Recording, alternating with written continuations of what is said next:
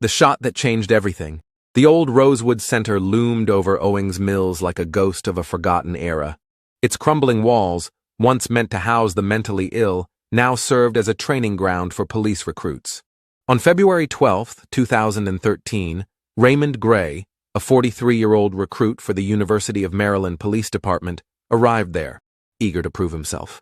He had spent months preparing for this moment, dreaming of serving his community, making a difference. He was one step closer to becoming an officer.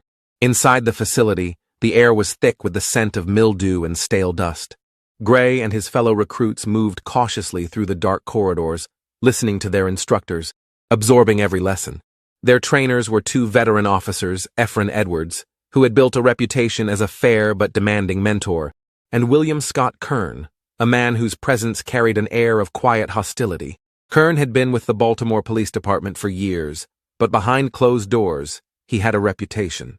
His colleagues had heard the way he spoke, the disdain he held for certain recruits, especially black ones. More than once, he'd made it clear he had no love for President Obama, grumbling about where this country was headed. Some recruits whispered about his treatment of black trainees, how he was tougher on them, how he didn't seem to think they belonged. But racism was a silent disease in the force, an unspoken truth. That day, Gray was waiting in a hallway outside the gym, observing the training session through a small window in the door. Inside, recruits were practicing tactical movements, learning how to enter a room safely, avoid the fatal funnel, the vulnerable space where an officer was most exposed.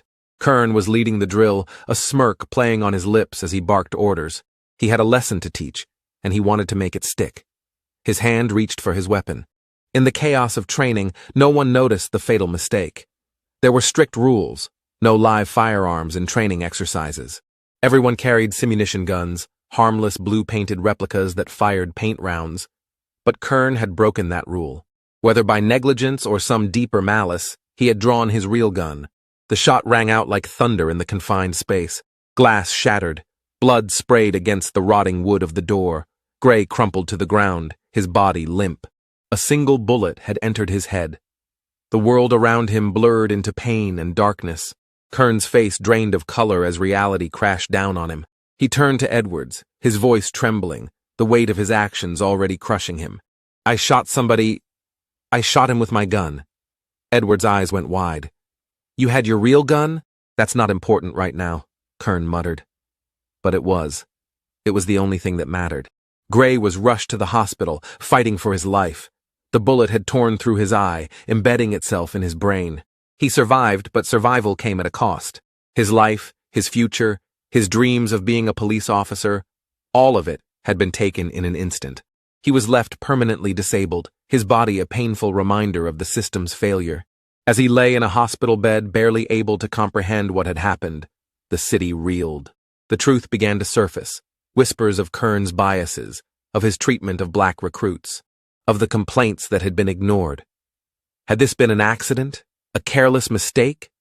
Or had there been something more, something darker? The courts would ultimately call it reckless endangerment. Kern was convicted and sentenced to 2 months in jail, a slap on the wrist for a man who had shattered another's life. Meanwhile, Gray was left with medical bills, disabilities, and a lifetime of struggle. In 2019, after years of legal battles, Baltimore City agreed to an $8 million settlement, acknowledging the devastating impact of Kern's actions. But money couldn't fix what had been broken. For Raymond Gray, there was no justice, only survival. And for William Scott Kern, the question would always linger. Was it truly an accident? Or had his prejudices pulled the trigger long before his finger ever did? I leave it up to you to decide. Let me know what you think about this case in the comments down below.